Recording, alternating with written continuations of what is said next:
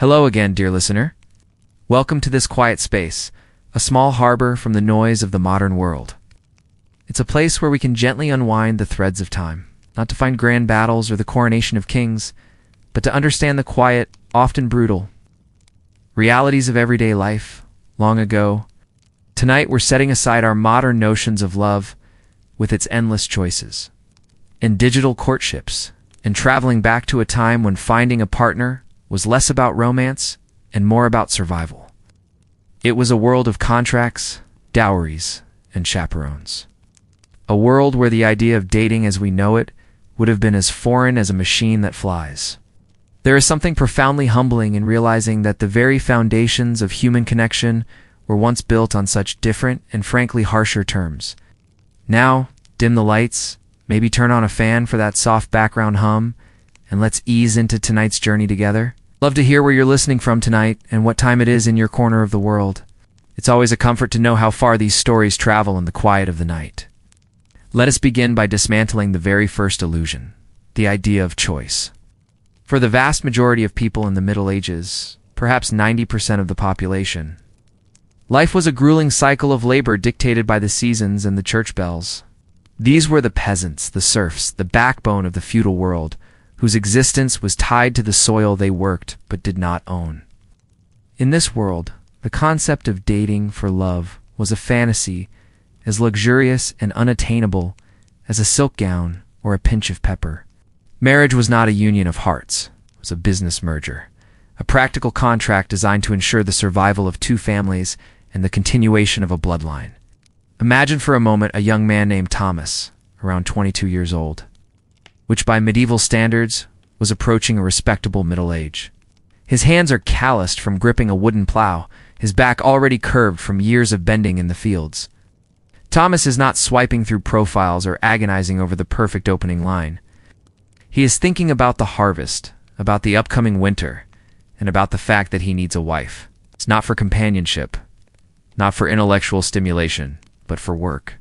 His father, a man whose face is a roadmap of hardship, has already been in talks with the father of a young woman named Agnes from a neighboring village. The criteria for this match are brutally pragmatic. Is Agnes healthy? Yes, she has survived the gauntlet of childhood diseases that claimed nearly half of her peers. Is she strong? Her father boasts she can carry 2 buckets of water from the well without spilling a drop and can work the fields from sunrise to sunset. This was the medieval equivalent of having a great resume. And most importantly, what is her dowry? The dowry was the property or money a bride brought to her husband on their marriage. For a family like Agnes's, this wouldn't be a chest of gold coins. It might be a pig, a handful of chickens, or perhaps a sturdy cooking pot and a second-best wool blanket. It sounds transactional because it was. This wasn't about uniting to souls. It was about merging to very small, very muddy agricultural enterprises. The courtship, if one could call it that, would be a single, heavily supervised meeting. Picture the scene. Thomas and his father walk to Agnes's family hut, a one-room dwelling with a dirt floor and a thatched roof that leaks when it rains.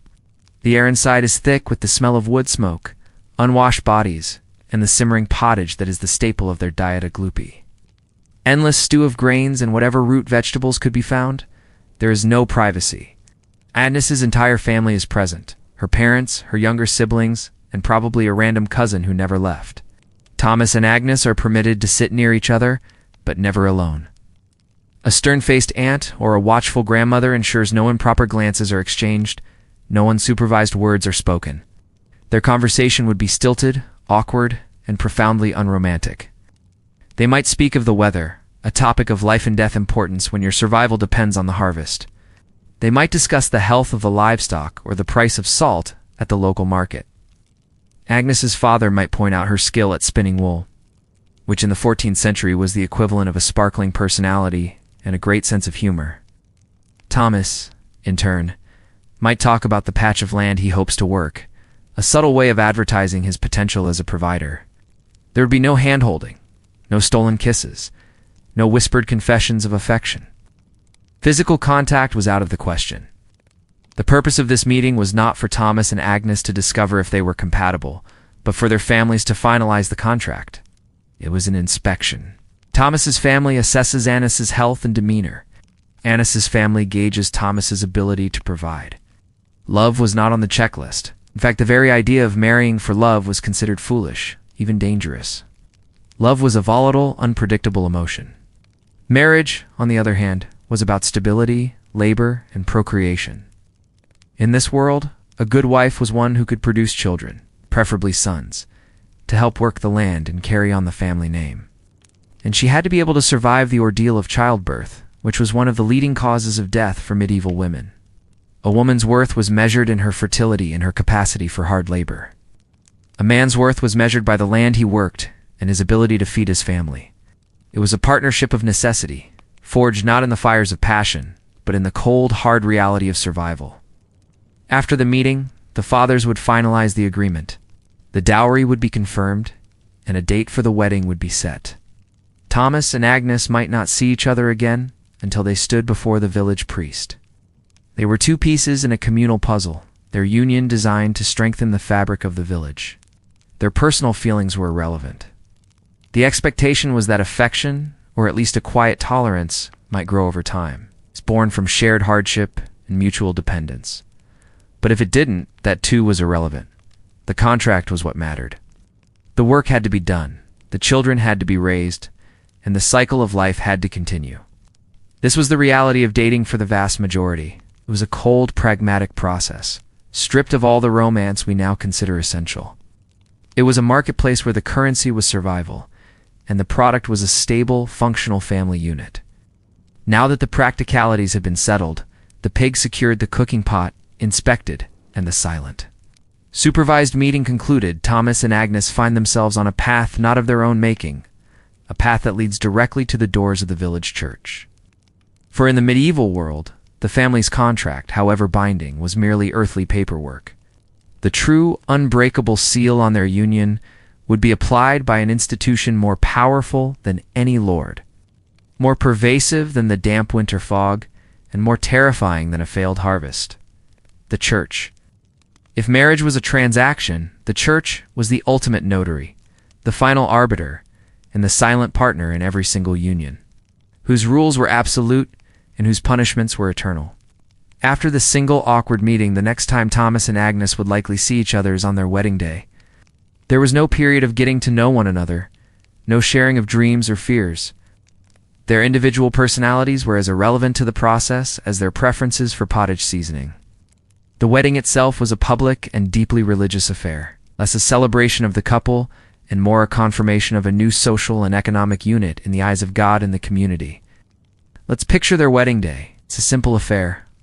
Agnes wears her best wool tunic, perhaps washed for the occasion, her hair braided and covered. Thomas likewise is in his cleanest clothes, as they walk to the church, not in a grand procession, but as part of the normal village foot traffic, dodging chickens and mud puddles. The church is the only stone building in the village, a cold, imposing structure that smells of damp earth, old incense, and divine judgment. Inside, the light is dim, filtering through a single, small stained glass window, if the village is prosperous, or more likely, through narrow, unglazed slits in the stone. At the front stands Father Alaric, the village priest. He is a man who holds immense power. He is one of the few literate people they know, the guardian of the sacred texts written in Latin, a language they cannot comprehend. He is their connection to God, their guide on the perilous journey to the afterlife, and the enforcer of a dizzying array of religious laws that govern every aspect of their existence, from what they eat on a Friday to what they are allowed to do in the privacy of their own bed. The ceremony is conducted almost entirely in Latin. Thomas and Agnes stand before Father Alaric, understanding little of the words being spoken over them. The vows are not their own eloquent promises, but a standardized script, a holy and unbreakable contract. They might exchange simple rings made of wood or iron, not as symbols of eternal love, but as markers of the sacrament they are entering. The wedding vows were conveniently in a language they didn't speak, which perhaps made the "till death do us part" clause easier to swallow, especially when death was a constant looming presence waiting just around the corner in the form of a minor infection or a harsh winter. Ice scare. And this is where the true nightmare of medieval relationships begins to crystallize. Once the priest pronounced them man and wife, the union was indissoluble. There was no divorce. Annulments were possible, but they were a complex and expensive legal process reserved almost exclusively for the nobility, and usually required proving that the marriage was never consummated or that the couple was too closely related by blood, a common issue in the tangled family trees of the aristocracy. For peasants like Thomas and Agnes, the vows were quite literally a life sentence. You were bound to the person your father chose for you, for better, or far more likely, for worse, until one of you died. This permanence was enforced by the terrifying power of the church. To abandon a spouse was a mortal sin. To commit adultery was to risk not just social ostracism, but eternal damnation in a hell that Father Alaric described with vivid, terrifying detail every Sunday. He spoke of rivers of fire and lakes of boiling pitch, of demons with hooks and endless torment. These were not abstract concepts. They were believed to be literal, physical realities awaiting anyone who defied God's law. The fear of excommunication, of being cast out from the church and thus from God's grace, was a weapon that kept the flock in line. The church's control extended deep into the marital relationship itself. It dictated the very rhythm of physical intimacy. There was a long and complicated list of days when marital relations were forbidden. Every Sunday, every feast day, the entire 40 days of Lent, various vigils, and any day your wife was considered impure. It was so extensive that finding a permissible Tuesday in May could feel like a rare and special occasion. This wasn't about promoting healthy relationships. It was about control. The most private and personal aspects of a couple's life were subject to religious regulation, turning their marriage bed into a space governed by the priest's timetable and the threat of sin. The purpose of marital relations, the church taught, was singular: procreation. Any act that was not for the purpose of creating children was viewed as sinful lust. This doctrine cast a long shadow of guilt and anxiety over what should have been a source of comfort and connection in a desperately hard life. Thomas and Agnes, two virtual strangers now legally and spiritually bound for life, were expected to build a family, not out of love or desire, but out of religious duty. While Thomas and Agnes began their new life, a partnership forged in necessity and sanctified by fear, completely different and far stranger courtship ritual was unfolding in the cold, drafty castles of the nobility. If the peasants' world of matchmaking was a stark landscape of brutal practicality, the aristocrats' was a glittering illusion, a carefully constructed theater of romance known as courtly love. Here, in the flickering torchlight of great halls, love was not a forbidden word, but the central theme of a grand and elaborate game. Yet, this was not love as we know it. It was a fantasy, a literary invention, a set of intricate rules for a relationship that was almost always adulterous in theory and almost never consummated in practice. Let us leave the muddy fields and step into the world of Sir Reginald, a young knight in the service of a powerful duke. He is perhaps 19, his body hardened by training with sword and lance, his mind filled with the epic poems and songs of wandering minstrels. These tales are not of sensible farm management and healthy livestock. They are stories of chivalry, of brave knights performing impossible deeds for the love of a beautiful, unattainable lady. And Sir Reginald has found his lady, Genevieve, the wife of the very duke he serves. She is beautiful, of course, but more importantly, she is of a higher social standing, and crucially married. These were the essential qualifications for a lady in the game of courtly love. This was not a scandalous affair conducted in secret. It was a performance played out in the very public arena of the court. The love Sir Reginald felt for Lady Genevieve was not a prelude to marriage, but an end in itself. He would not woo her to win her hand. He would woo her to ennoble his own character.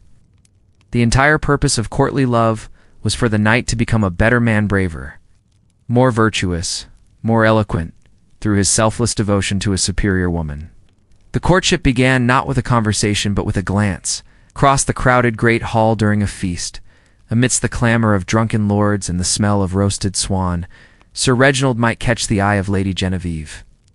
A subtle nod, a fleeting smile, this was the opening move. His next step would be to dedicate his life, metaphorically, to her service. He would become her sworn vassal in love, promising to obey her every command. She, in turn, would be his distant, benevolent overlord, a source of inspiration and moral guidance. The relationship unfolded through a series of ritualized gestures. Before a tournament, Sir Reginald would approach Lady Genevieve and beg for a token of her favor: a handkerchief, a ribbon, a single glove. She might grant it to him, a small, public act that signaled her acceptance of his devotion. He would then tie this token to his helmet or lance and ride into the joust, fighting not for his own glory, but for hers. His victory was her victory. This was a noble and romantic gesture, though her husband, the Duke, who had likely paid for the expensive warhorse, the polished armor, and the tournament itself, was perhaps less impressed. Sir Reginald would compose poetry for her, filled with the agony of his unrequited love, the perfection of her beauty, and the suffering he endured in her absence. Since many knights were barely literate, he would likely pay a scribe or a priest to write these poems for him, dictating his heartfelt emotions with painstaking effort. The resulting verses were the medieval equivalent of a sad, overly dramatic playlist, but with more rhymes for glove and above. These secret letters would be passed through a trusted intermediary, perhaps one of Lady Genevieve's handmaidens, adding a delicious layer of manufactured secrecy to the affair. The rules of this game were incredibly specific and, to our minds, bizarre. The love had to be difficult. The lady was expected to be aloof, even cruel at times. Testing the knight's devotion with impossible tasks or long periods of silence, the knight, in turn, was expected to suffer nobly, to grow pale and sleepless from the pains of his love, proving its sincerity through his visible anguish. It was all a beautiful, elaborate performance. He was the devoted servant. She was the merciless but perfect master. What of the Duke, Lady Genevieve's actual husband? In most cases, he was fully aware of the arrangement and often tacitly approved. This was not a threat to his marriage because courtly love was, by definition, chaste. The love was spiritual and emotional, not physical. To consummate the relationship would be to break the rules and degrade the entire enterprise from a noble quest for self-improvement into a common, sordid affair. The Duke's marriage to Genevieve was, like the peasant unions, a contract. It had been arranged to merge two powerful families, to consolidate land and secure a political alliance. Love had never been part of the equation. Courtly love provided a safe, socially acceptable outlet for the romantic and emotional energies that their pragmatic marriages lacked. It kept the young, aggressive knights of the court occupied and taught them refined manners, while leaving the all-important lines of inheritance and property safely intact. This was the great hypocrisy at the heart of the aristocratic world. They looked down on the peasants for their crude, practical approach to marriage. While their own system was built on a foundation of loveless political unions, emotionally sustained by a fantasy of chaste adultery, the peasants had their contracts of labor and livestock. The nobles had their contracts of land and titles, with a side of dramatic, unfulfilled passion to make it all bearable. The entire spectacle was a way of convincing themselves that their lives were more refined, more meaningful than those of the common folk. They weren't just breeding heirs and managing estates. They were participating in a grand romance, a story worthy of a minstrel's song. Even if the story was, at its core, a beautiful collective lie that everyone in the castle had agreed to believe. Whether in the smoky hut of a peasant or the cavernous hall of a duke, the language of love and marriage was ultimately spoken in the cold, hard currency of economics. The poems of courtly love and the blessings of the church were beautiful adornments. But the engine that drove nearly every medieval union was the financial transaction. This was a world where a woman's future was not secured by her charm, her wit, or her kindness, but by the contents of her dowry. Stripped of all its ritual and religious trappings, a medieval marriage was a negotiation, and the bride was both the subject and the primary asset. Let's return to Thomas and Agnes, our peasant couple. We mentioned Agnes's dowry might consist of a pig or a cooking pot. To our modern ears, this sounds pitiful, almost insulting. But in the fragile economy of a medieval village, these items were a significant injection of capital into the new household. A pig was not just a source of future meals. It was a breeding animal, a living asset that could produce a litter of piglets, each one representing future wealth. It was a walking, grunting savings account. A sturdy iron cooking pot was a vital piece of household technology. It's an object that could last a lifetime and was essential for making the daily pottage that kept the family from starvation. These were not romantic gifts. They were startup funds for the business of survival. The negotiation over these items was a serious affair.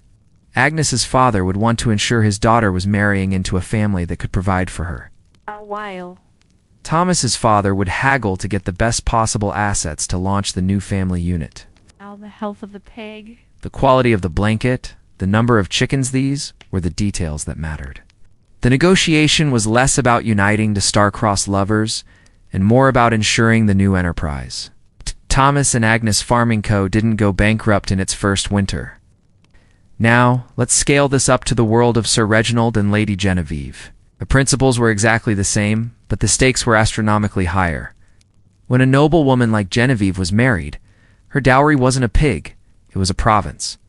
Her marriage contract would have been a thick document of legal Latin, meticulously drafted by clerks and lawyers, detailing the transfer of lands, castles, titles, and political allegiances. A charming personality was a pleasant bonus. But a well-defended castle with fertile farmlands was a much more attractive feature. These were not family matters. They were geopolitical events.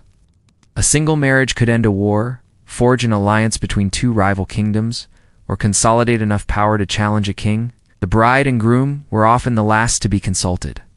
A young noble girl might be betrothed at the age of 5 to a man she had never met, her future sealed by a treaty signed hundreds of miles away. She was a pawn in a vast and ruthless game of chess, her value calculated in acres, soldiers, and strategic advantage. The prenuptial agreement was essentially a detailed inventory of land deeds and feudal rights. The section on undying love and mutual respect was conspicuously and universally absent. This system had a devastating effect on a woman's agency, but it also created a stark and terrifying reality for any woman born without wealth. What happened to a woman with no dowry? Her options were grim and severely limited. For a peasant girl, a lack of dowry made her an economic burden. She was another mouth to feed without bringing any assets to a new household. She might remain a spinster, living in the home of a brother or uncle, essentially working as an unpaid servant for the rest of her life, always dependent on the charity of relatives. For a noble woman, the situation was, in some ways, even more rigid. An undowered noble daughter was a political liability. With no lands or wealth to offer, she was unmarriageable within her own class. The most common alternative was the convent. Joining a nunnery was an honorable path, but it was often not a choice. It was a way for families to deal with surplus daughters without having to divide their estates into smaller and less powerful parcels. The convent's dowry, a gift to the church, was significantly less than a marital dowry, making it the budget option for disposing of a daughter. In this context, the dowry system, while reducing a woman to her economic value, also provided her with a strange form of power and protection. The assets she brought into the marriage were legally hers, managed by her husband, but intended to support her throughout her life. In the event of her husband's death, a widow was entitled to a portion of his estate, known as the dower, to support herself. The size of this dower was often directly linked to the size of the dowry she had originally brought to the union. It was a brutal form of social security, ensuring that a woman who had fulfilled her part of the contract by bringing in wealth was not left destitute. This relentless focus on finance created a marriage market that was as competitive as any modern stock exchange. Families would jockey for the most advantageous matches, spreading rumors about a rival family's finances or exaggerating the quality of their own daughter's dowry. It was a system built on calculation, ambition, and a profound lack of sentimentality. A world where the heart was a foolish and unreliable guide, and the ledger book was the truest measure of a successful match. In our modern world, the path to partnership is paved with private moments. We have quiet dinners, long walks, and late-night conversations where we share the secrets of our souls. Privacy is the soil in which intimacy grows. But in the Middle Ages, privacy was not a right. It was a danger. For an unmarried man and woman, being alone together was not just improper, it was scandalous, a direct invitation to sin and social ruin. Every step of a courtship, from the first supervised meeting to the wedding day itself, was a public performance, watched by a host of unsleeping eyes. The medieval dating scene had a universal, unblinking, and ever-present third wheel: the chaperone. For peasants like Thomas and Agnes, the concept of a private date was laughably absurd. Their lives were lived entirely in public, within the tight-knit, gossiping ecosystem of the village. Where would they even go to be alone? The fields were full of fellow workers. The forest was the lord's property and often filled with his gamekeepers. Their own homes consisted of a single room shared with their entire family. Getting to know your future spouse was a team sport, and the team consisted of your parents, your siblings, the village priest, and a particularly nosy neighbor named Elspeth, who missed nothing. During their one and only premarital meeting, the chaperones were not just a formality. They were the main event. Agnes's mother would have been watching her daughter's every move, her grandmother listening to every word, and her younger brother probably hiding under the table, ready to report any unsanctioned hand-holding. The goal was not to facilitate a connection between the young couple, but to prevent one. The most romantic thing Thomas and Agnes could hope for was a moment of uninterrupted eye contact from across the smoky room. A brief, silent exchange that might have said, "I acknowledge your existence before my aunt tells me to stop staring and get back to discussing the turnip harvest." This culture of constant supervision was born from a place of deep-seated fear. In a world with no reliable contraception, a woman's virginity was her family's most valuable asset on the marriage market. An unwed pregnancy was an absolute catastrophe, bringing shame and economic ruin upon her entire family.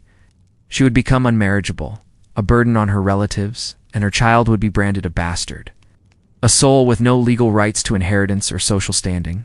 The chaperone system was therefore a form of risk management.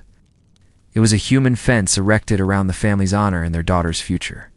For the nobility, this system of surveillance was elevated to an art form. While Sir Reginald was busy writing agonized poetry for Lady Genevieve, he knew that any attempt to speak with her alone would be the end of the game. Noble ladies were perpetually surrounded by a retinue of ladies-in-waiting, female relatives, and servants whose official job was to attend to her needs, but whose unofficial, and far more important job, was to be a witness. Imagine Sir Reginald finally getting a chance to walk with Lady A.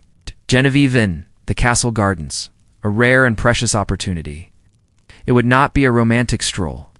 3 paces behind them would be Genevieve's stern-faced cousin, pretending to admire the roses, but in reality listening so intently she could probably hear Reginald's nervous heartbeat. At the end of the garden path, a guard would be conspicuously sharpening his sword. The entire castle was a network of eyes and ears. Servants whispered, scribes noted who spoke to whom, and even the minstrels might weave a coded reference to a lingering glance into their evening song. Every word spoken between them would be carefully chosen, filled with the double meanings and metaphors of courtly love, precisely because they knew their conversation was being monitored. He might speak of the beauty of a caged bird, and she would understand he was speaking of his own trapped heart. It was a language of allegory, born from the absolute impossibility of speaking plainly. The architecture of castles itself was designed to limit privacy. There were few corridors. Instead, rooms often opened directly into other rooms. To get to one's bedchamber, one might have to pass through several other occupied spaces. Private conversations were a luxury few could afford. Even the royal bedchamber was not a sanctuary. It was a semi-public space where high-ranking attendants might sleep on the floor, and where official business was sometimes conducted. This complete lack of privacy meant that relationships, even the fantastical ones of courtly love, could never be about genuine, spontaneous connection. They were about navigating a complex web of social rules, of saying one thing while meaning another, of communicating desire through the narrowest of permissible channels. It was an exhausting performance, where one wrong move, one whispered word overheard by the wrong person, could lead to accusations of adultery, political scandal, and, for the night, a swift and permanent exit from the court, possibly headfirst. The chaperone, whether it was a peasant grandmother or a noble lady-in-waiting, was the gatekeeper of this system, the living embodiment of a society that valued reputation above all else, and believed that the only way to protect it was to never, ever leave two young people alone in a room. In a world obsessed with control, where every aspect of life was dictated by family, church, and Lord. It is perhaps no surprise that the marriage market did not wait for individuals to reach an age of reason or consent. If marriage was a contract, then it was a contract best signed early. Before the assets involved, the children could develop inconvenient things like opinions or personal desires. And so we arrive at one of the most unsettling realities of medieval relationships: the practice of betrothal and child marriage, where the futures of children were bartered and sealed long before they could even comprehend what a promise, let alone a marriage, truly meant. This was the logical endpoint of a system that had surgically removed love from the equation. For the nobility, especially, a child was not a person to be nurtured into independence.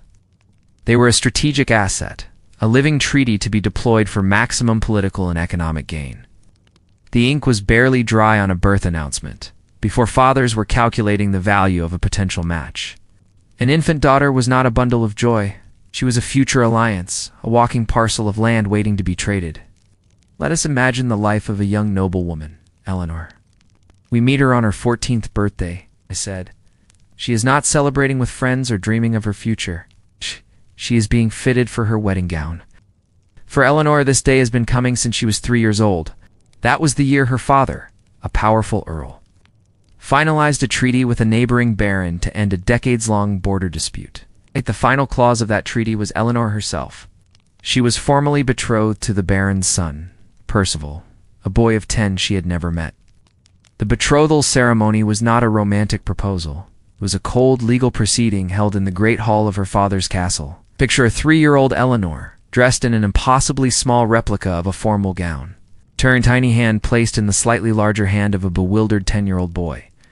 A priest would have been present, droning in Latin, as the two fathers signed a contract that outlined the exchange of property and the timeline for the eventual marriage.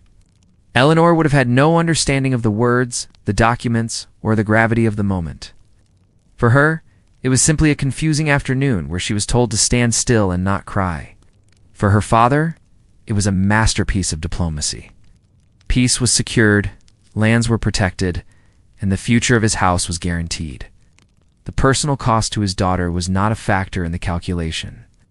Eleanor's entire childhood from that day forward became a long, focused training program for her future role. She was not taught to think for herself, but to be the perfect wife for Lord Percival. She learned to manage a household, to oversee servants, to embroider, and to play a musical instrument skills that would make her an asset to her new home. Her education was in duty. Her lessons were in obedience. Her entire identity was shaped around a man who was, for most of her life, a complete stranger. She might have met him once or twice over the years, at a Christmas feast or another political gathering. These meetings would have been as stiff and supervised as any peasant courtship, with no chance for real conversation. Now, at 14, the age the church deemed a girl capable of giving consent to marriage, the contract is coming due. Lord Percival is in his early 20s, a man forged by a different life, his own set of duties, and his own lack of choice. Eleanor is packing her belongings, not with the excitement of a bride, but with the quiet resignation of a diplomat being posted to a foreign land from which she will never return. Her mother's final words of advice would not be about love or happiness. They would be about her duty to her new husband, to his family, and above all, her duty to produce a male heir as quickly as possible.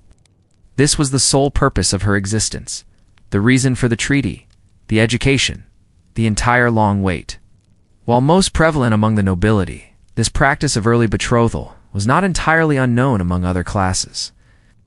For a prosperous merchant, betrothing his young son to the infant daughter of a business associate was a way to merge to trading empires, guaranteeing that future profits would remain within the family. For a skilled artisan, it could secure his son's entry into a powerful guild. The children were the living seal on a business deal. The church's position on this was, as with many things, complicated. Canon law stated that a marriage was only valid with the consent of both parties. However, that consent could be given as young as age 12 for girls and 14 for boys.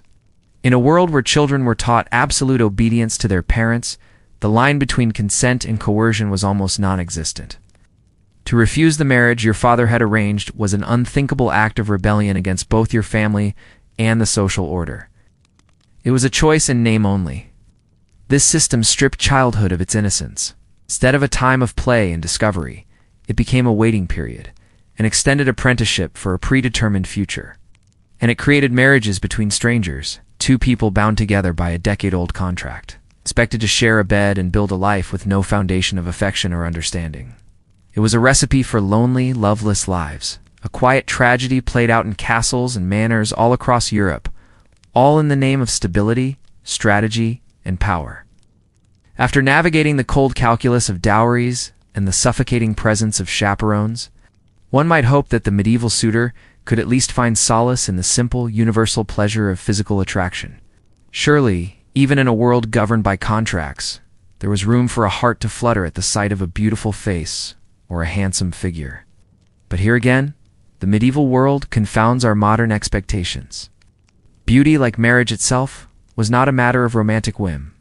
It was a pragmatic assessment of a person's fitness. It's a visual indicator of their health, wealth, and ability to fulfill their societal role. What people found attractive was less about aesthetics and more about a brutally honest appraisal of survival traits.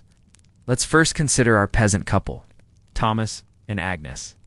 When Thomas's father was sizing up Agnes as a potential daughter-in-law, he was not looking for the qualities praised in courtly poems: delicate hands, a slender waist, or eyes like stars. Such features would have been liabilities in a peasant's life. Instead, he was performing a practical, if unspoken, health inspection. The most attractive quality in a peasant woman was a sturdy, robust build. Strong arms and broad shoulders were not seen as unfeminine. They were a sign that she could endure the back-breaking labor of the fields, haul water, and manage a household. Perhaps the single most desirable physical trait was wide hips. This was not about an appreciation for a certain body type. It was a cold, hard calculation about childbirth. With infant and maternal mortality rates terrifyingly high, a woman's hips were seen as a direct indicator of her ability to survive labor and produce healthy heirs. It was a feature that would be openly discussed and appraised by families during marriage negotiations. A woman with a narrow frame, no matter how lovely her face, might be considered a poor marital risk. Clear skin was another prized feature, but not for reasons of vanity. In an age before vaccines and antibiotics, the populace was ravaged by diseases like smallpox, which left its survivors with deep, pitted scars. A smooth, unblemished complexion was a walking advertisement for a strong constitution, a sign that a woman had either avoided the worst of the childhood plagues or possessed a resilient immune system. Her teeth, while likely not perfect, would be checked for obvious signs of rot or disease. A full set of teeth suggested a baseline of health that was far from guaranteed. In short, a beautiful peasant woman was one who looked like she could work hard, bear children, and not die in the next outbreak of influenza. For the nobility, the standards were different but no less pragmatic. They were simply oriented around advertising wealth instead of health. The most sought-after feature for an aristocratic lady was pale, almost translucent skin. This had nothing to do with inherent beauty and everything to do with class. Tanned skin was the mark of a peasant, someone who labored outdoors under the sun. A noblewoman's pale complexion was a status symbol, a clear and public statement that she was a creature of leisure, who never had to toil in a field. To achieve this look, women would go to great lengths, using powders and concoctions to whiten their skin. Some of these cosmetics, like those containing white lead, were highly toxic, slowly poisoning the user in the name of fashion. But at least they dyed with a fashionably pale complexion. A high rounded forehead was also considered the height of beauty, so much so that noble women would often pluck their hairlines, removing several inches of hair to create a more dramatic, domed appearance. This, combined with plucked eyebrows, created an otherworldly, serene look that we see in many medieval portraits. A long, slender neck and a willowy figure were also praised in art and poetry. But in reality, a bit of plumpness was often preferred. In a world where famine was a constant threat, being thin was a sign of poverty, not discipline. A soft, rounded figure indicated that a woman came from a family that never missed a meal, a clear sign of wealth and stability. For men, the standards of attractiveness were even more straightforward. A handsome man was a powerful man. For a peasant, this might mean a strong back and the ownership of a healthy ox. For a nobleman, it was about land, title, and military prowess. In the medieval marriage market, a six-pack of abs was far less desirable than 600 acres of fertile farmland. A knight's scars, far from being seen as disfiguring, could be considered attractive, as they were proof of his experience and bravery in battle. A young lord's appeal had less to do with the symmetry of his face and more to do with the size of his castle and the number of soldiers loyal to him. Hair color also played a role, often tied to cultural ideals. Blonde hair and blue eyes were frequently praised in the literature of Northern Europe, seen as signs of angelic purity or a noble lineage. Women would use saffron or other plant-based dyes to lighten their hair, hoping to emulate the heroines of romantic tales. But ultimately, these aesthetic preferences were secondary to the far more important indicators of health, fertility, and, above all, status. In the Middle Ages, you did not fall for someone's beautiful eyes. You assessed their potential for producing a healthy heir and maintaining the family's position in the unforgiving social hierarchy. Beauty was not in the eye of the beholder. It was in the cold, hard facts of their physical and economic reality. In a world that was overwhelmingly oral, where stories were told, news was spread, and contracts were made through the spoken word, the act of writing was a form of magic. Literacy was a rare and precious skill, a privilege largely confined to the clergy, the high nobility, and a burgeoning class of merchants and scribes. For the vast majority of the population, including our peasant friend Thomas, a written document was an indecipherable collection of symbols, as mysterious as the stars. This profound divide created yet another layer to the medieval dating nightmare. While most courtships were conducted through supervised grunts and discussions of livestock, a tiny, privileged few had access to a revolutionary and dangerous technology for communicating affection: the letter. A written letter in the Middle Ages was not the casual, disposable thing it is today. It was a physical object of value, a testament to the wealth and education of both the sender and the recipient. It began with parchment, the painstakingly prepared skin of a sheep or goat, which was far too expensive for everyday use. Ink had to be mixed by hand from ingredients like soot, gum, and oak galls. A quill had to be carefully cut from a goose feather. The entire process was laborious and costly, meaning that every word committed to the page was chosen with care. Let us return to the rarefied air of the castle and the courtly love of Sir Reginald for Lady Genevieve. His longing glances and tournament victories were public displays, but the deepest expressions of his devotion were reserved for his secret correspondence. Being a knight, Reginald's literacy was likely functional at best. He could probably sign his name and perhaps puzzle out a simple document. But composing the kind of florid, emotional poetry demanded by courtly love was another matter entirely. And so he would require an accomplice, a scribe, perhaps a young priest in the castle's chapel, a man like Father Michael, who owed Reginald a favor or was sympathetic to the romantic follies of the court. The scene is one of comical vulnerability. Sir Reginald, a man who could face a charging opponent on a warhorse without flinching, now paces anxiously in a small, cold chamber, struggling to articulate his feelings. He dictates his lines, stumbling over rhymes and tortured metaphors, while Father Michael sits patiently, his quill scratching across the parchment, trying his best not to look judgmental at Reginald's clumsy attempts at verse. This immediately introduced a third party into their most intimate exchange.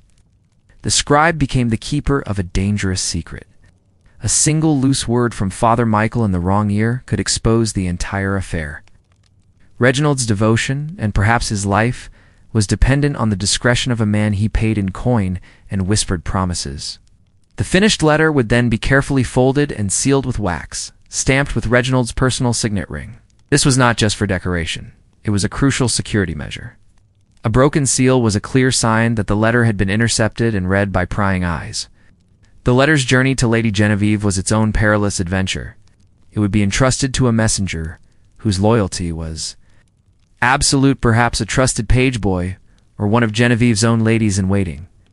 The exchange would happen in a fleeting, secret moment. A quick pass in a dimly lit corridor, a scroll hidden within a prayer book. The tension would be immense. A dropped letter, a nosy guard, A jealous rival, any of these could spell disaster. Lady Genevieve, receiving the letter was an equally risky act. Being a highborn lady was more likely to be fully literate.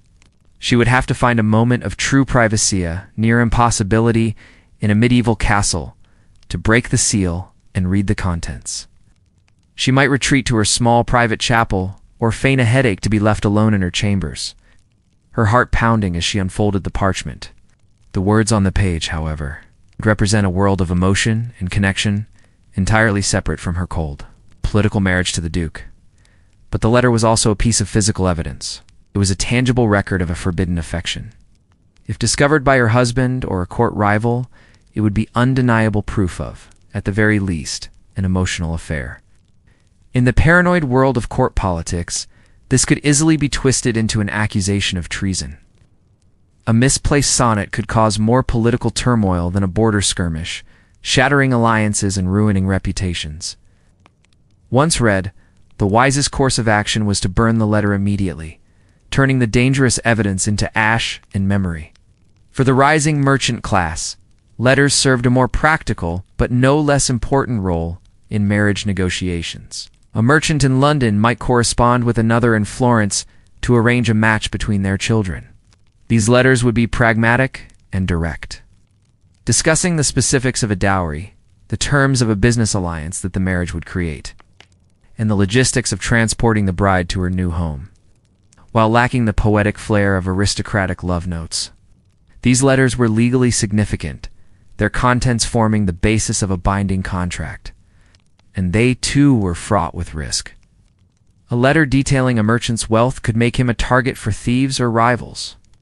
For 99% of the medieval population, however, this entire world of written words was a closed book. Their courtships and marriages were conducted without a single written word, their histories recorded only in the memories of their descendants. The letter, therefore, was the ultimate symbol of class privilege, a tool that allowed the elite to conduct their relationships with a level of nuance and secrecy, however flawed, that was unimaginable to the common person. It was a technology that, in its rarity, made the words it carried almost sacred, and in its permanence, made them incredibly dangerous. In the monotonous, grinding rhythm of medieval life, where each day was a near-perfect copy of the last cycle of back-breaking labor followed by exhausted sleep, there were a few precious cracks of light. These were the festivals and fairs, rare occasions that punctuated the calendar, offering a brief respite from the relentless toil. For young, unmarried people trapped in the rigid system of supervised courtship, these events were the only social scene that existed. They were not opportunities for private romance, but chaotic, vibrant, and deeply public gatherings where, for a fleeting moment, the suffocating rules of daily life were just slightly relaxed. Let us be clear, a medieval holiday was not a vacation. The very word comes from holy day, and these were, first and foremost, religious observances. Days like Easter, Christmas, or the feast day of a local saint were centered around long, mandatory church services. But after the prayers were said, the community would often spill out from the cold stone of the church into the village green for a celebration. It was here, in the brief window between piety and the return to work, that the medieval dating market, such as it was, came alive. Imagine it as May Day, a festival with roots deep in pagan traditions that the church had grudgingly adapted. The air is warmer, the fields are green, and for one day, the entire village puts down its plows and spinning wheels. Catherine, the younger sister of our newly married Agnes, is 13 and not yet betrothed. This fair is one of the few times a year she will see and be seen by young men from outside her own small hamlet. Her mother has braided her hair and allowed her to wear a small, colorful ribbon, a rare and precious luxury. Her purpose today is not to have fun, but to be a silent advertisement on the marriage market. The village green is transformed. It's a chaotic symphony of sights, sounds, and smells. A traveling merchant has set up a small stall selling trinkets like tin badges and colored thread. A juggler tosses wooden clubs in the air while a man with a trained bear makes the poor creature dance to the tune of a reedy pipe. Air smells of roasting meat, perhaps a pig or sheep contributed by the local lord, a scent so rare and intoxicating it makes the mouth water. This is a world away from the daily smell of boiled turnips and damp wool. Catherine and the other unmarried girls would move in a tight, watchful group, always under the chaperoning eye of their mothers and aunts. Likewise, the young men would stand together, awkwardly posturing and showing off their strength. A young man might try to impress a potential father-in-law by winning a wrestling match. It was the medieval equivalent of showing off a new sports car, except the car was his own muscles and the prize was often a live chicken. The main event, the moment of greatest social possibility, was the dance. To the sound of a fiddle or bagpipes, the young people of the village would be allowed to participate in a group dance, perhaps around a maple. Here, for a few exhilarating and terrifying moments, a young man could actually take a young woman's hand.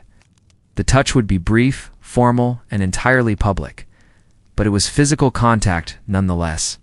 As they moved through the steps of the dance, a quick smile, a shared glance, a whispered compliment about the weather, this was the entirety of medieval flirting.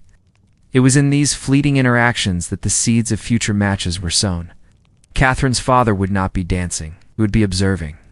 He would watch the young men, noting who was strong, who was sober, and who danced with a certain confidence.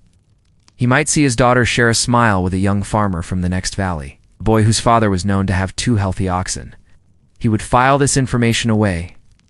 Later, he might approach the boy's father, and the cold, practical process of negotiation we have already explored would begin. The dance was not a romance, it was a trade show. The seasonal fairs, tied to the agricultural calendar, served a similar purpose. After the harvest, a larger fair might be held near a town, drawing people from miles around.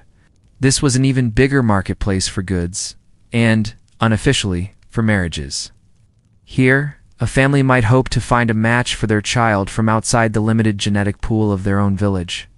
The interactions were much the same, public, supervised.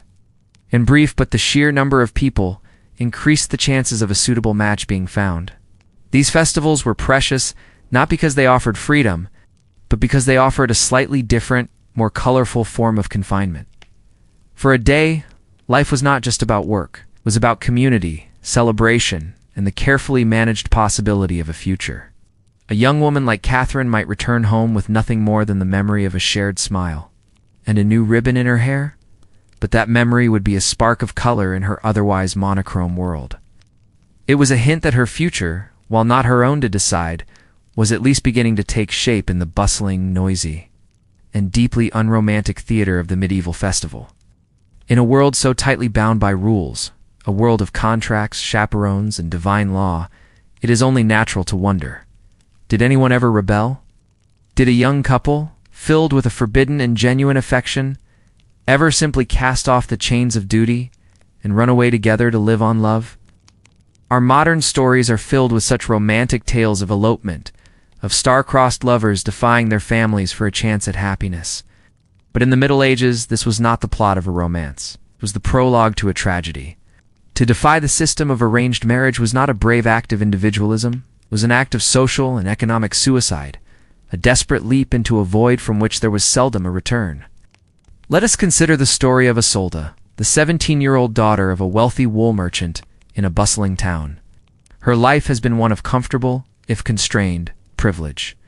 Her father has arranged a perfect match for her, the guildmaster of the weavers, a man twice her age, but whose partnership will secure her family's dominance in the town's textile trade for a generation. Isolde's future is secure, prosperous, and entirely mapped out.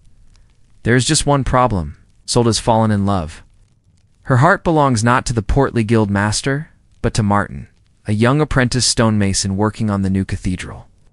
He is handsome and kind, and when he speaks to her, he sees her, not the dowry she represents. They have met in secret, a series of terrifyingly risky encounters. A whispered conversation behind a pillar in the market, a shared glance during Sunday Mass. A few stolen moments in the half-finished cathedral nave, surrounded by the smell of stone dust and the silent judgment of carved saints. In these fleeting moments, they have built a fragile world of their own. And they have made a foolish, youthful decision. They believe their love can conquer all. Their plan, fueled by optimism and a complete disregard for medieval economics, is to elope. They imagine a life in a distant town where no one knows them, where Martin can find work and they can build a life based on their affection. The elopement itself is a frantic, terrified scramble. In the dead of night, Isolde slips out of her father's house with a small bundle of clothes and a few coins she has managed to save. Martin is waiting in the shadows. There is no white horse, no romantic ride into the sunset. There is only the cold, muddy street, the sound of barking dogs, and the heart-pounding fear of being caught. By morning, they are miles away, and her absence has been discovered. The consequences are immediate and catastrophic. Isolde's father is a man of business and reputation. His daughter's defiance is not a personal heartbreak. It is a public humiliation and a broken contract. The alliance with the Weavers' Guild is shattered. His honor is stained. In his eyes, Isolde is no longer his daughter. He disowns her on the spot. She is cast out, her name struck from the family records. Her dowry, her inheritance, her entire identity as a merchant's daughter, all of it vanishes. Now, Isolde and Martin arrive in a new town, hopeful and in love, but they are met with a wall of suspicion. They are strangers with no family, no references, and no place in the rigid social structure. When Martin seeks work, the first question he is asked is which master he is apprenticed to. When he explains he left his previous master, he is met with cold stares. The guild system is built on loyalty and order. An apprentice who breaks his contract is a pariah. The stonemasons' guild in this new town will not take him in. He's an unknown, a potential troublemaker. Without the guild's blessing, he cannot work as a stonemason. He is reduced to seeking unskilled day labor, competing with the most desperate and destitute for a few pennies a day. Isolde, raised in comfort, knows nothing of the brutal realities of poverty. Her fine clothes mark her as an outsider. She has no skills that are valued in this new world. She cannot work a field, spin wool, or churn butter. Their few coins run out quickly. Their plan to live on love soon collides with the harsh reality that love, while emotionally fulfilling, is not a recognized form of currency at the local bakery. They are now vagrants. They sleep in barns or on the streets. They face hunger, disease, and the constant threat of violence. The affection that blossomed in secret, stolen moments is now tested by the grinding misery of their new existence. They are no longer romantic rebels. They're just two more starving souls on the margins of society. The church, too, would condemn them. A marriage requires witnesses and a priest's blessing to be legitimate. Their secret union, if they even managed one, would not be recognized. Any children they might have would be bastards, with all the social and legal shame that entailed. Their story would become a cautionary tale, told by Isolde's father to her younger sisters, and by the stonemason's master to his other apprentices. Wow.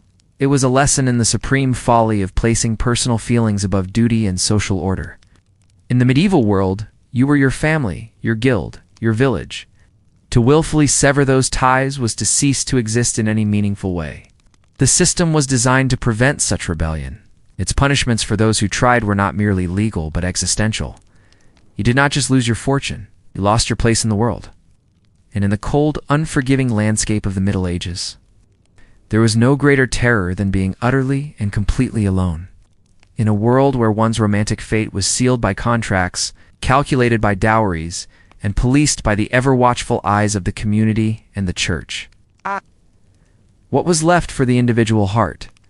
When every official path to partnership was a cold, pragmatic transaction, it is little wonder that people turned to the shadows.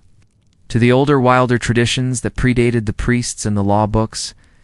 When society offered no agency, people sought it in the world of folk magic, the whispered promises of love potions, and the secret power of charms. This was not a game. It was a desperate, dangerous appeal to forces that operated outside the bounds of reason and religion. The church, with its rigid doctrines and threats of eternal damnation, held official sway over the spiritual lives of the people. But beneath this towering edifice of organized religion, a current of older, earthier belief persisted. This was the world of the cunning folk. The village healers and wise women who understood the secret properties of herbs and the power of the moon. To the desperate, the lovelorn, or the trapped, these figures offered a sliver of hope, a chance to bend fate just a little in their favor. Let us imagine Alara, a young peasant woman of 16. Her father, a man hardened by lean harvests and personal losses, has arranged a match for her with a widower from a nearby village.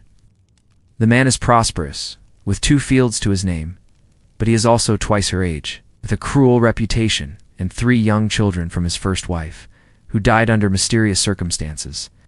For Alara, the match is not just loveless. It is a sentence to a life of drudgery and fear.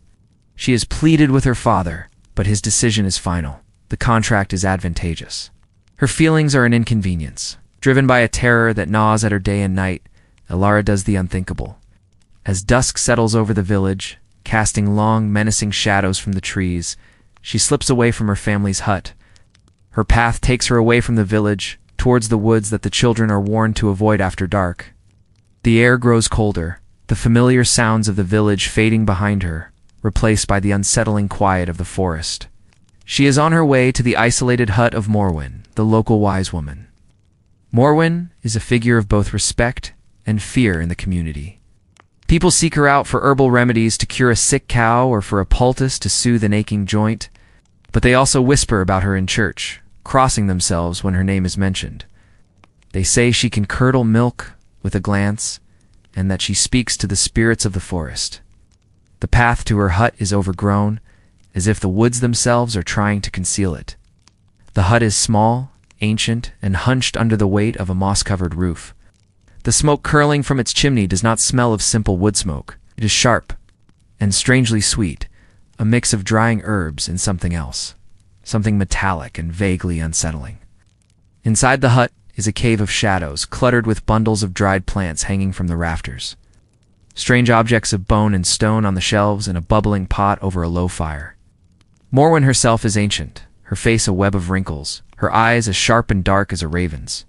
She does not seem surprised to see Alara. She simply nods and listens as the girl pours out her story in terrified whispers. Alara does not want a charm for good health or a prosperous marriage. She wants a way out. She wants the heart of another, a young woodcutter named Liam, who is kind and strong, but has no land and no prospects, and thus is not even a consideration in her father's eyes. Morwen does not offer simple comfort. She speaks in riddles, her voice a dry rustle of leaves. She tells Alara that the heart cannot be commanded, only persuaded. And the persuasion she offers comes in a small clay vial, a love potion. But the ingredients she describes are not just flowers and roots. The potion requires a lock of Liam's hair, stolen while he sleeps. It needs 3 drops of Alara's own blood, given on a moonless night.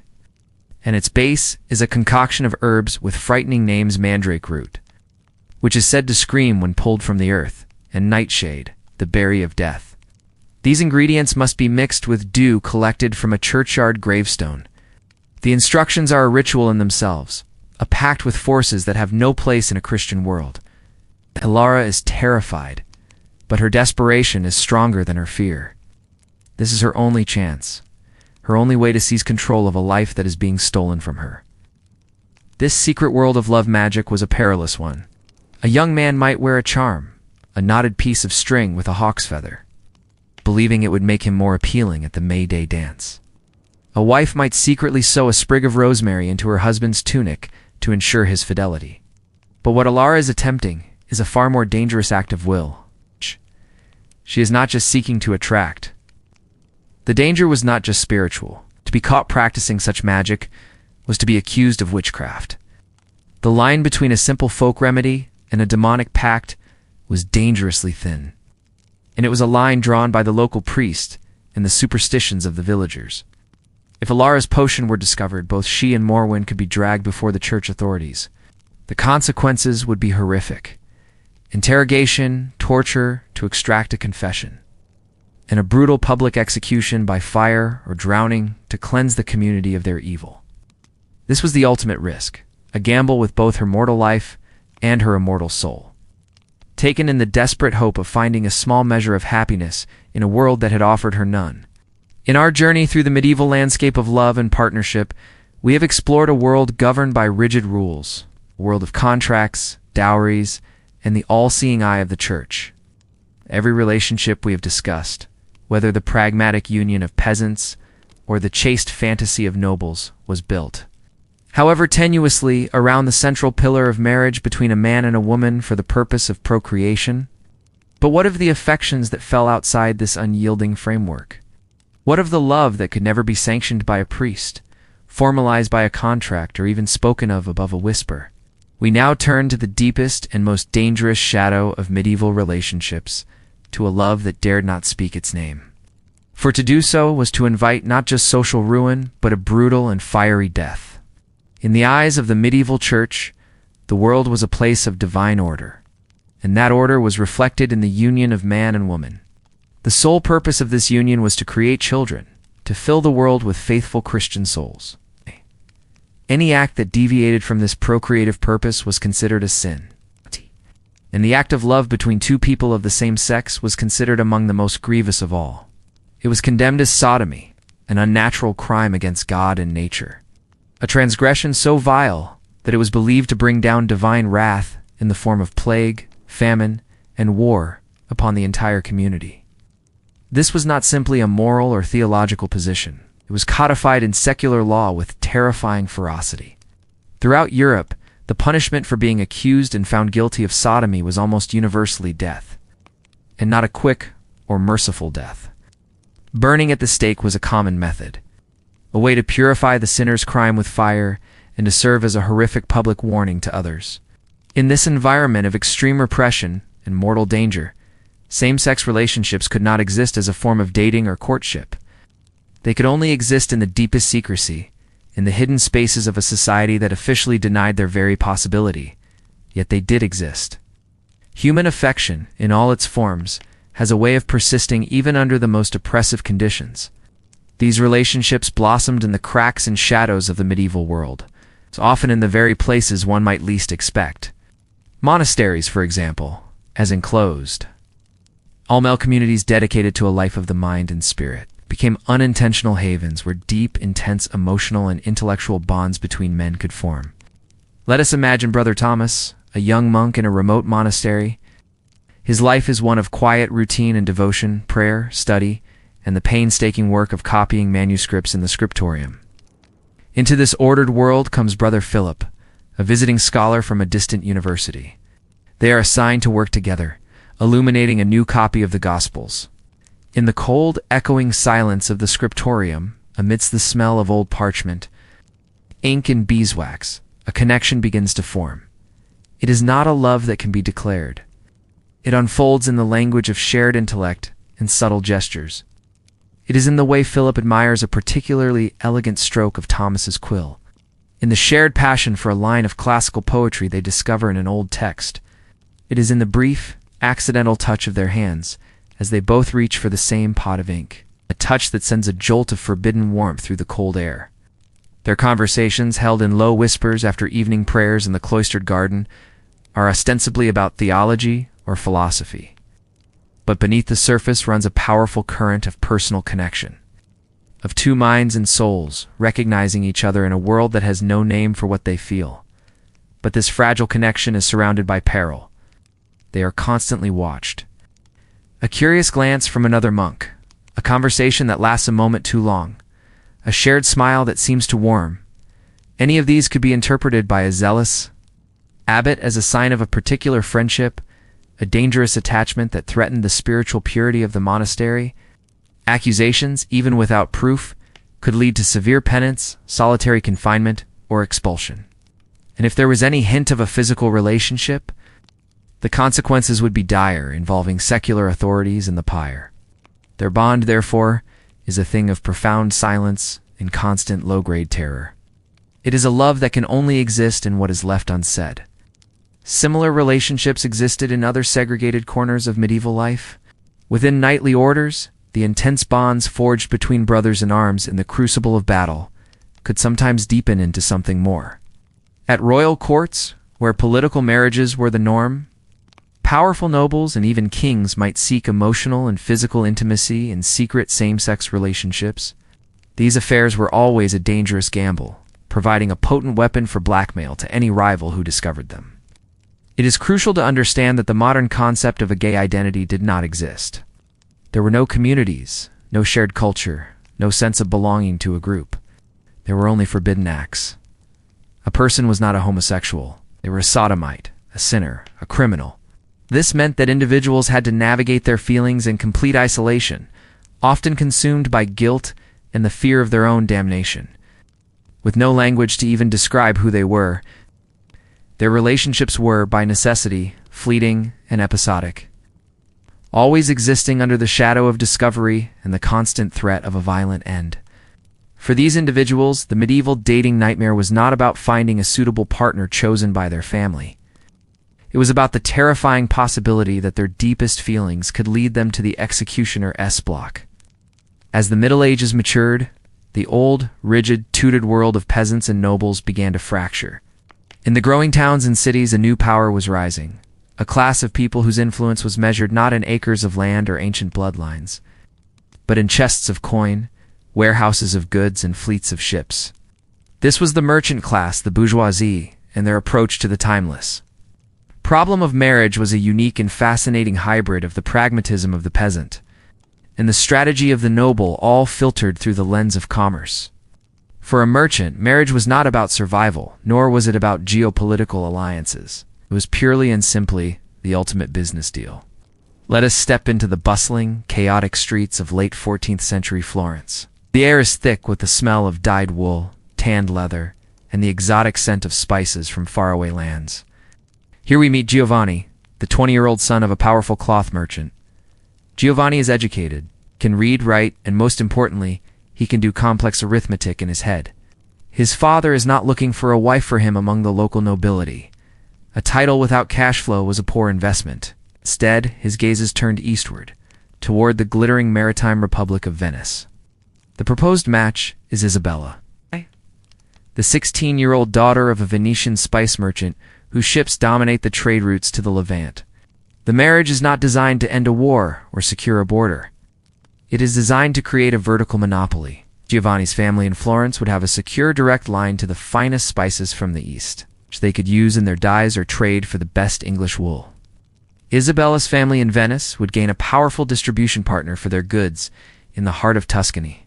The wedding was a beautiful ceremony. It was followed by a reception where the fathers of the bride and groom likely spent 3 hours, enthusiastically merging their shipping manifests. The courtship, such as it was, would have been conducted primarily through letters. But these would not be the florid emotional poems of Sir Reginald. They would be letters of credit, detailed inventories of assets, ships, warehouses, trade monopolizing carefully worded contracts that would be scrutinized by lawyers in both cities. The dowry negotiations would be intense.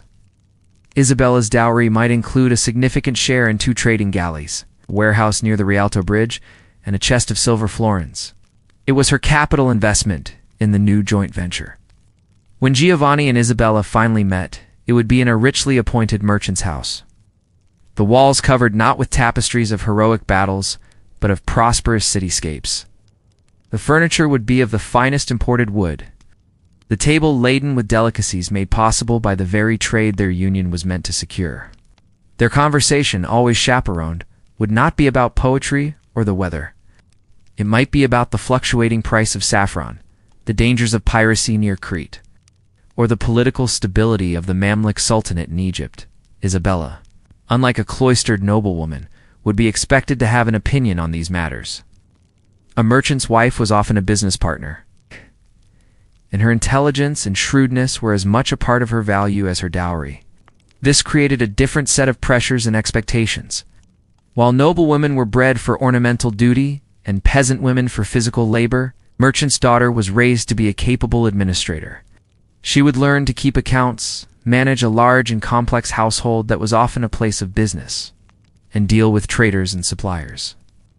Her attractiveness was measured less by the paleness of her skin and more by her reputation for being sensible, pious, and numerate. For a merchant like Giovanni's father, a daughter-in-law who could spot a forged bill of lading was infinitely more desirable than one who could play the lute. This focus on business acumen could paradoxically create partnerships that were more equal than those in other classes. A merchant's wife was not a vassal or a field hand. When her husband traveled on long and dangerous trade voyages, she would be left in charge of the family business for months or even years at a time. This required a level of trust and mutual respect that was often absent in both peasant huts and noble castles. While the marriage was initiated for purely financial reasons, the shared goal of building a commercial dynasty could, over time, foster a deep and practical bond.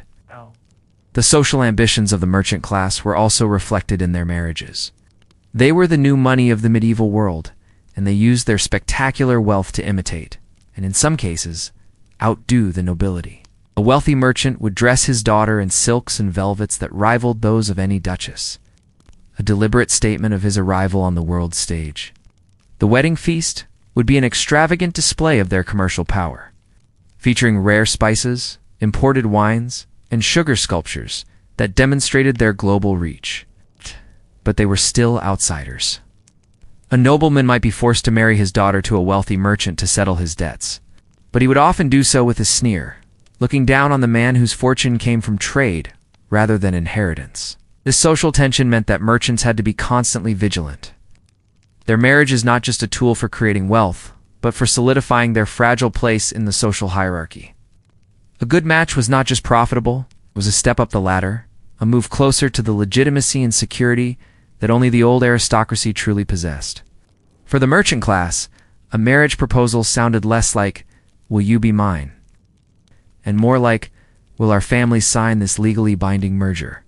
It was a world where love was a luxury, but a healthy profit margin was the foundation of a long and successful life together.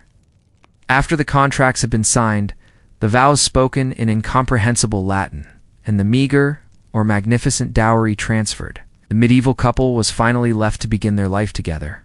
The modern imagination pictures this as the start of the story, the happily ever after. But in the medieval world, the wedding was not the beginning of a romance. It was the first day of a lifelong labor contract. The honeymoon period did not exist. There was no blissful getaway, no period of adjustment. There was only the morning after and the stark, unyielding reality of a shared life built on duty, hierarchy, and relentless work. Let us return one last time to Thomas and Agnes, our peasant couple, on the first morning of their married life. They wake not in a private chamber, but in the same single-room hut, perhaps now shared with Thomas's family. The sun streams through a crack in the wall, signaling the start of the workday. There is no gentle awakening, no quiet conversation. The first sounds are the lowing of a cow or the crowing of a rooster, a reminder that the demands of survival wait for no one. Their first interaction as husband and wife is not likely to be an affectionate word, but a practical instruction.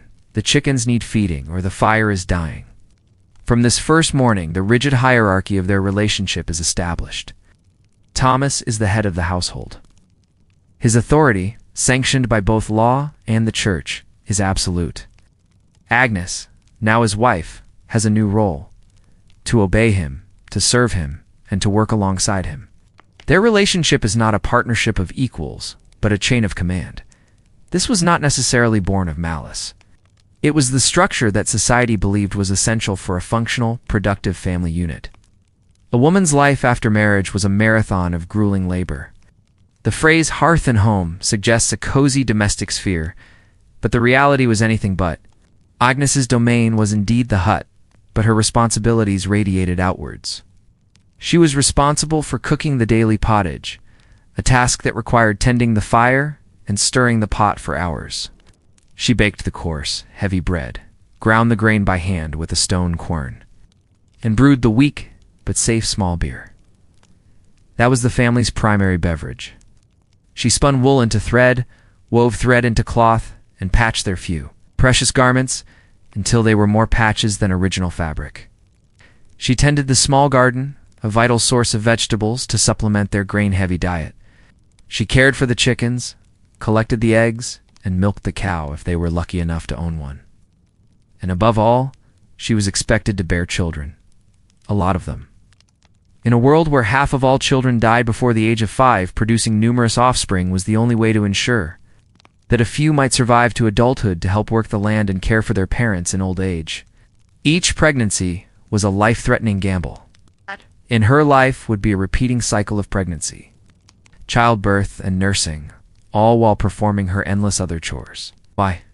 And when the crucial seasons of planting and harvesting arrived, her domestic duties did not cease.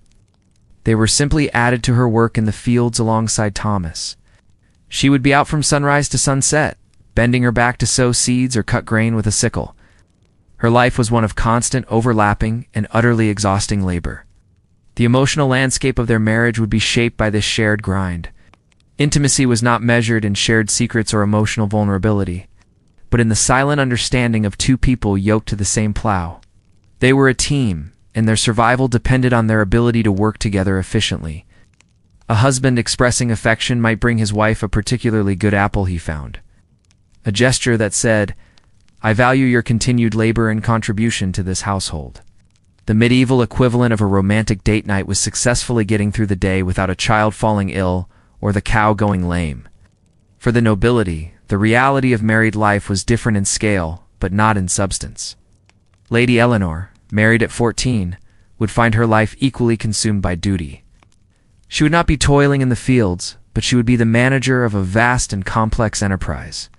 The castle household was responsible for overseeing dozens, sometimes hundreds, of servants, managing the castle's finances, ensuring the larders were stocked, and organizing the logistics for feasts and visiting dignitaries. It was a demanding administrative job for which she had been trained her entire life. Her relationship with her husband, Lord Percival, would be formal and distant. They might take their meals together in the great hall, but their private interactions would be few.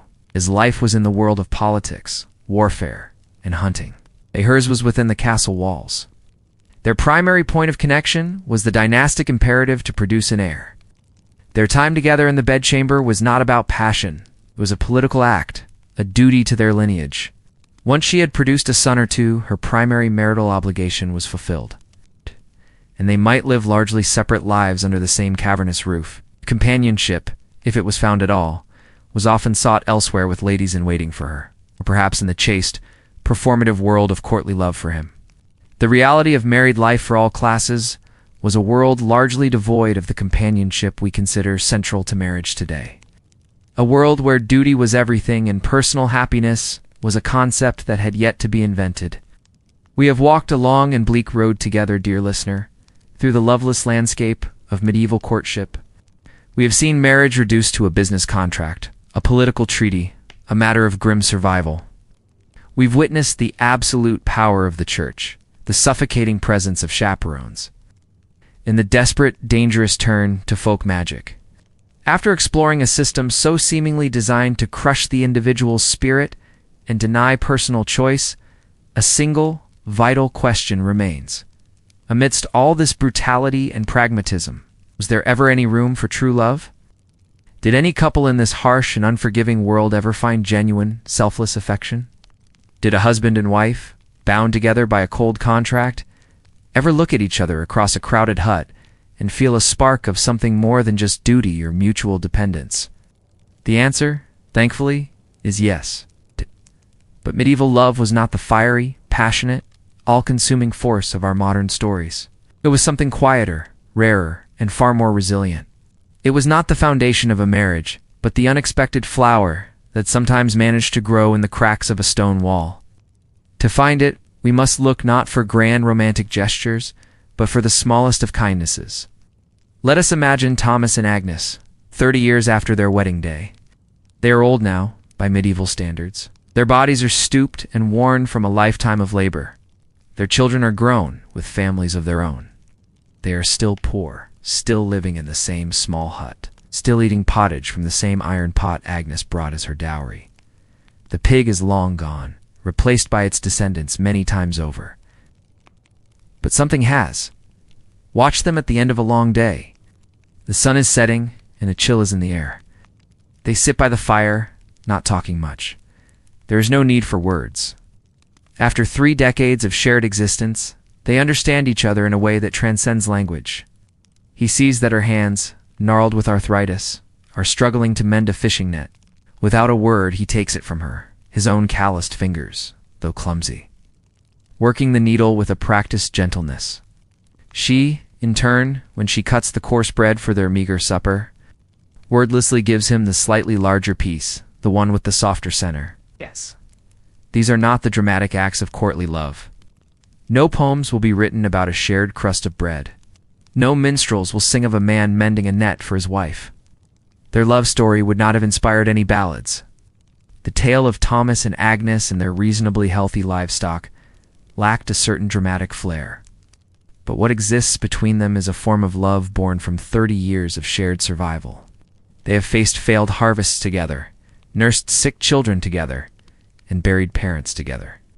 They have endured harsh winters, gnawing hunger, and the constant wearying grind of poverty. And through it all, they have had each other.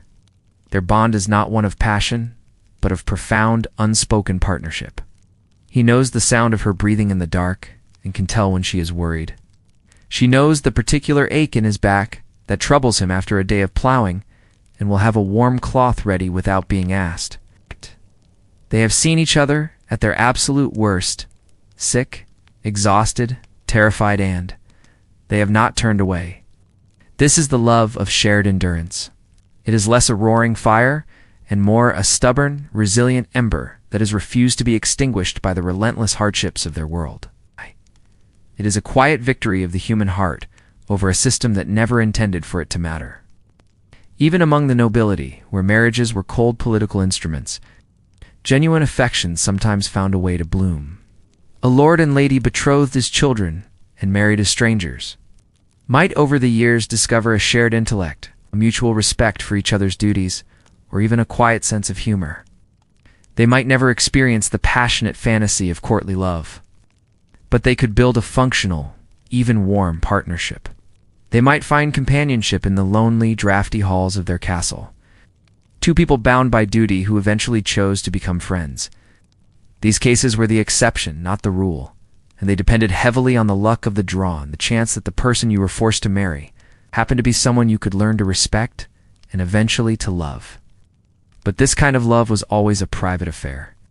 It was a secret garden cultivated in the small, unpoliced moments of a life lived in public. It had no legal standing, no social currency. A husband might genuinely love his wife, but this would not stop his father from disowning him if she failed to produce a male heir. A wife might adore her husband, but this would not save her from a life of misery if he proved to be a cruel or foolish man. Their personal feelings, however deep, were always secondary to the demands of lineage, property, and power. So yes, love did exist in the Middle Ages, but it was a fragile and precious thing, a testament to the enduring resilience of the human spirit. It did not conquer all. It rarely, if ever, determined the course of one's life. But it made that predetermined course more bearable. It provided a small measure of warmth in a cold world, a quiet harbor in a life of endless storms. It was the proof that even in a system designed to treat people as assets and contracts, the human need for connection, for kindness, for the simple, profound comfort of another's presence could not be entirely erased. And so, our journey through the stark and often sunless landscape of medieval courtship comes to a gentle close. We have wandered from the muddy fields of the peasantry to the cold, torchlit halls of the nobility, and in each place, we have found a world of relationships that feels profoundly alien to our own. We have seen that for most, the path to partnership was not a romance, but a transaction, a system of survival built on the cold foundations of property, duty, and law. It was a world of watchful eyes and silent contracts, where the heart's desires were but a faint whisper against the roar of obligation. The dating life of the Middle Ages was, indeed, a nightmare by our standards, a claustrophobic maze of rules where choice was a privilege for none and privacy was a sin. It was a world that demanded conformity, that valued the continuation of a bloodline far more than the happiness of the individual. And yet, as we saw in the quiet moments between the hardships, it was not a world entirely devoid of warmth. Even in that unforgiving soil, small, resilient seeds of affection did sometimes take root. A love born not of fiery passion but of shared winters and silent understanding, a companionship forged in the crucible of a life endured together. As these stories of the past now fade, let them become a soft murmur, a distant echo that soothes rather than disturbs. Let the weight of that world lighten, leaving behind only a sense of peace and a quiet gratitude for the choices and freedoms we now possess. The struggles of Thomas and Agnes, of Eleanor and Isolde, are over. Their long day is done. Rest now, and let the silence of history be your cradle, as you drift into a deep and peaceful sleep.